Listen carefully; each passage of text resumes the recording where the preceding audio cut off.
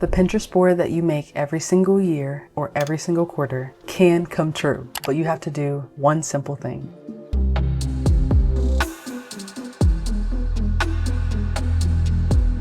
Stop doom scrolling. Doom scrolling, we're all guilty of it. It's easy to just get on TikTok, Instagram, X, Twitter, whatever you call it, and just like scroll and not even keep up with time because you're so like inundated with the content that you're consuming. You're watching other people live their life all the time. It's one thing if you're doing what you need to do at the gym, watching, lifestyle vlogs, or you are watching a movie on Netflix. That's doing something productive and keeping your mind away from it so you can focus on the end goal, which is to lose the weight, but not focus on how long the workout needs to be. When you are in bed, rotting as they say, you just don't do anything, and you look up and all of a sudden it's night out, and when you started it was day. That needs to change. Like, there are so many boards I've made over the years where I'm like, okay, like this will work out. But then there were so many boards where I was like, dang, I really let this opportunity fly by me and I didn't even know that because I was so focused on like always wanting to decompress. Decompress from what? I'm not even doing what I need to do that's getting me tired. I'm just making myself more fatigued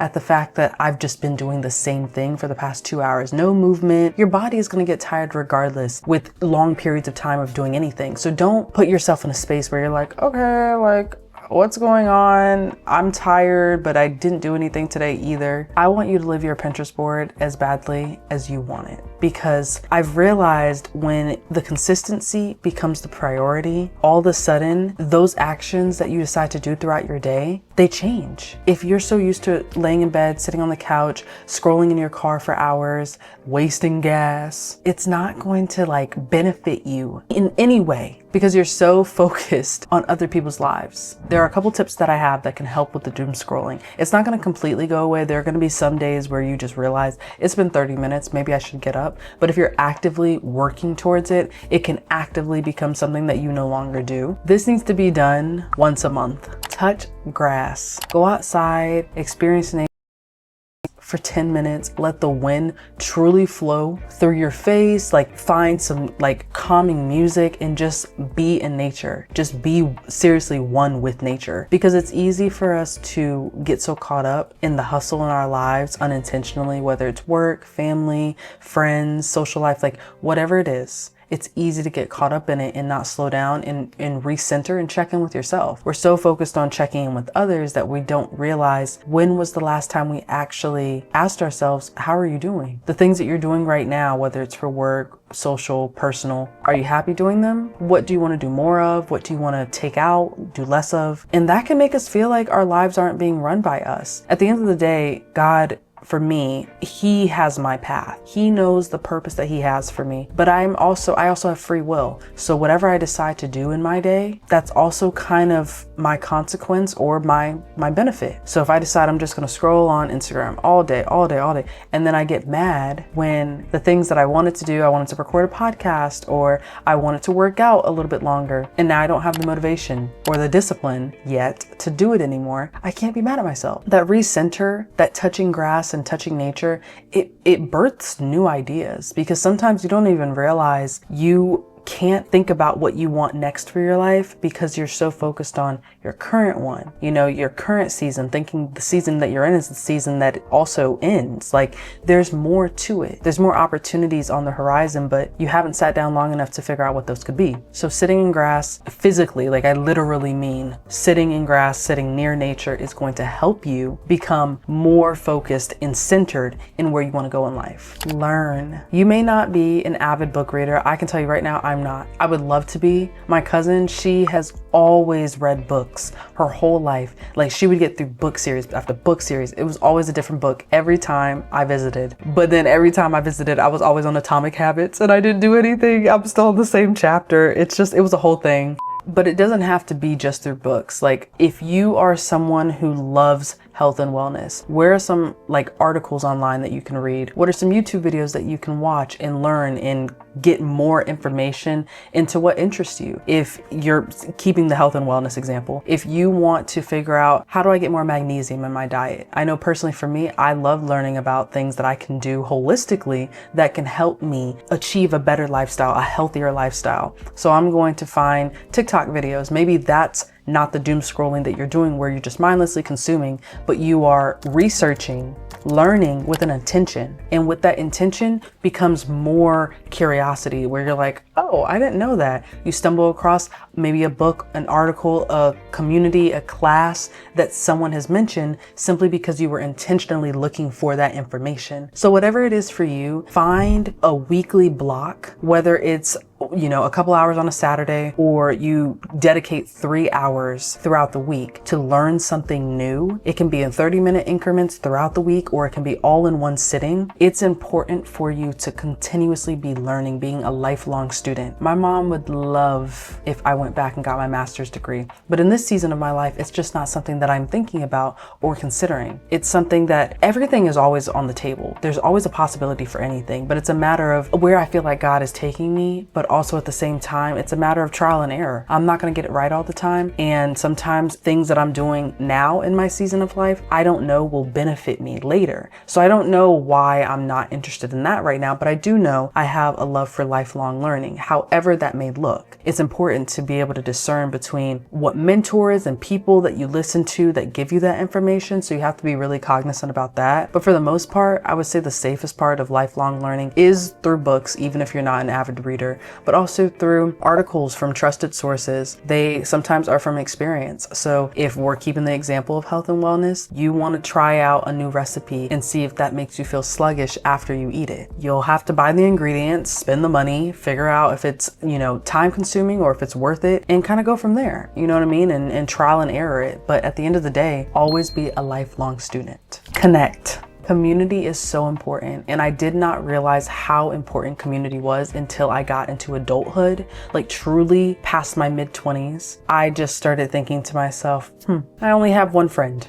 And that's fine. Like oh my gosh, I do not want 14 friends if I only feel like I can be truthful or authentically myself with 3 of them. I'd rather have the 3 friends I can truly be myself and live life and let God work in my life and do things that help me get to another season and healthier stage in my life. But I will say, finding different areas where you can try new things. That's why hobbies and activities are super important, and finding things that excite you as the individual that you are. And I think the trickiest part is, I know I've experienced it early on in my relationship. We're now past it, but when you're in a relationship, everything's new, and not just romantically. These could be like new friends, and all you want to do is hang out with them. All you want to do is just do everything possible around the sun that you love doing with them. And that's good, but it's important to space it out, because there can be times when you're like, now what do I do? I'm so used to doing this with someone, but I just, now that I don't have someone to do it with, or they're busy, like, what do I do? And you don't want to be in that headspace. Community and activities and hobbies that you like solely for you is important, because it brings a sense of endorphins that, 1, is free, and 2, allows you to grow in yourself. If, say for example, you like pottery and you're like, oh, I've always wanted to do a pottery class, and then you got really into it, and then you got some friends from another activity that you did, or you got into a relationship. It's nice to introduce them into your world from time to time, but don't solely depend on that. I think the community aspect is important in the individualistic aspect, but it's important to also be still locked in a sense where you're like, okay,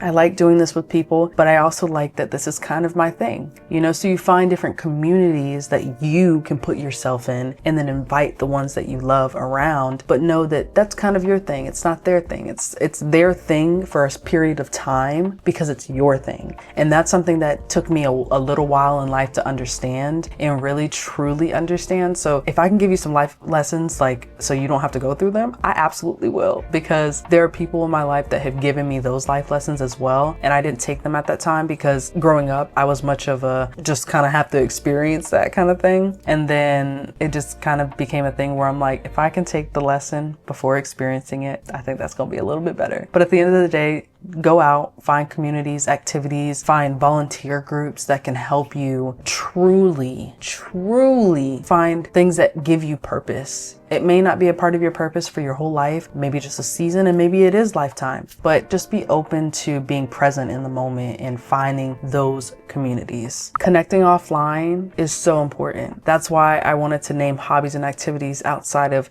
being online and socializing, because we're naturally going to do that. It's just the digital age age that we live in. So connecting offline is also going to be the biggest way you can get to starting to actually live your Pinterest board. You have to do the things that you're also putting on it. And last but not least, and definitely the best for last, reflect.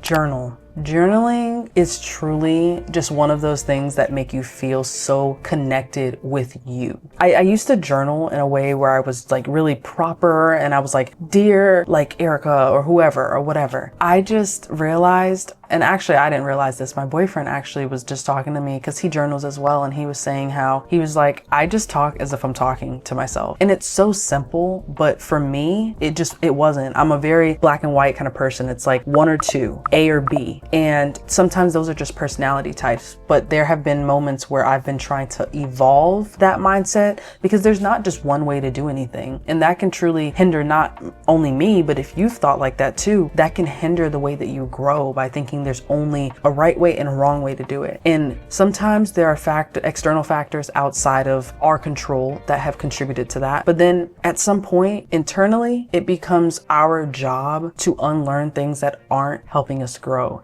And for me, that is finding and knowing that there are other ways to solve other problems. And it can be frustrating. It can be annoying because you just want to do it, especially if you're already that personality type where you're like, there's only another way to do it. You're having to unlearn and know that it takes time. There's process to it. And you have to be open to that kind of change, that open to you being a different version of yourself. We talk a lot about being our best version of ourselves, but we don't talk about how it's going to take a little bit of like butting heads with ourselves until we truly realize and start operating consistently in a space where it's like, okay, this is just what it's going to take to be the person that I want to be. And I have to be kind with myself, but I have to also be stern with myself to be that person, because so much depends on it. How far and fast you get to where you're trying to go next, the people involved in that. I just don't want to see you go down a path that you don't have to go down. If you can truly look within yourself and be like, I am the problem in this area of my life. How do I do something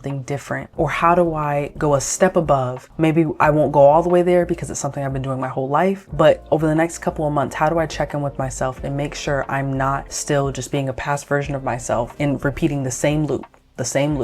Journaling helps you reflect and look back on where you've come, maybe from January of this year to now, March of this year. Have you done a big difference? Have you done small wins that help you realize, okay, this isn't as bad. I'm actually making a lot more progress than I think, without having to just consistently go through the days thinking that I'm not doing anything. I would say journaling, again, going back to the first point, specifically in nature, can help you really think and be like, wow, okay, I didn't like the way that I reacted that week. I remember that week specifically, but I know the reason why I didn't like it is because this person bothered me, but my response also, it really helps you be honest with yourself. And at the end of the day, I'm always going to preach, be honest with yourself, because that helps you be honest with others. That helps you be honest with your experiences and truly with how you're feeling, so you don't feel a stranger to yourself. And at the end of it all, y'all know me, y'all know I go hard for God. Pray until you see something. Maybe you're in a season of your life, and I would highly encourage, please do not click off if this is just not your experience with faith. I want you to be open and honest with yourself that something could change in you with this. And it may take a month, it may take a year, and it may take 10 years, but you're open to that opportunity. God has a purpose and plan for all of us. And some days it's really hard for me to believe that, oh my gosh, like he does have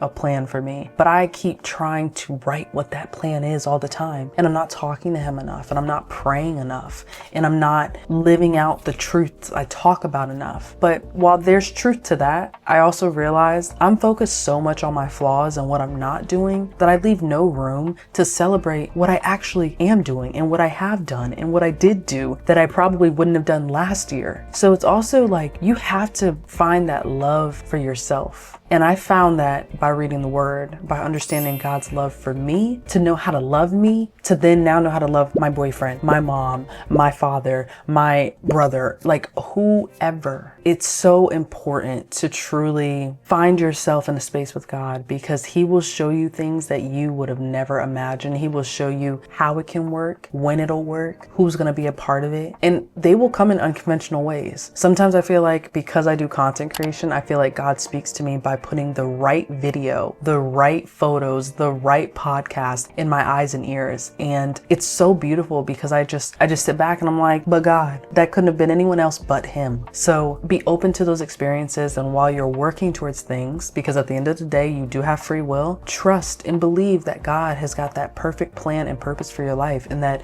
it's going to take some time. So work on your patience. Work on your patience. At the end of the day, I only want the best for y'all. I am just elated. I am grateful truly to have each and every one of you tuning into this video, tuning into my channel. I've wanted to do YouTube for such a long time, and I'm not going to make this all long drawn out, but the fact that I can look at my channel today and see that I have 4,000 subscribers is so cool. Like I had a different channel, long story short, I had a different channel maybe 3 or 4 years ago, and that has still to this day, I think like 5,000 subscribers. But I wasn't intentional with the content, and I liked doing the content, but just to see the numbers. And now I feel like I'm actually doing something that is true to my core, talking about God, like having people be curious about, well, maybe he does have something for my life. Even if you've never even considered that thought, that seed in itself is enough for me right now. And all you have to do is water it. You let it, but you still tend to it. Check in every once in a while. How do I feel about this? And I just love that God has just truly given me the wisdom to do what I feel like is a part of his plan for me. And if it's not, he'll redirect me. But in this season of my life, that's where I'm at. So I just wanted to give you guys a quick shout out for checking in and like checking in truly for you. Like I know you're watching my content, but you're doing this because inside you truly feel like you can be and do something different with your life. And I will always be grateful. And I am continuously going to show you and tell you my love, because it's something I have a problem with that personally, is telling people. I like to show them. So for me, showing y'all is making more videos, but telling you is just as important. So thank you again, and I will see you guys on the next episode of Part A1 Podcast. Peace.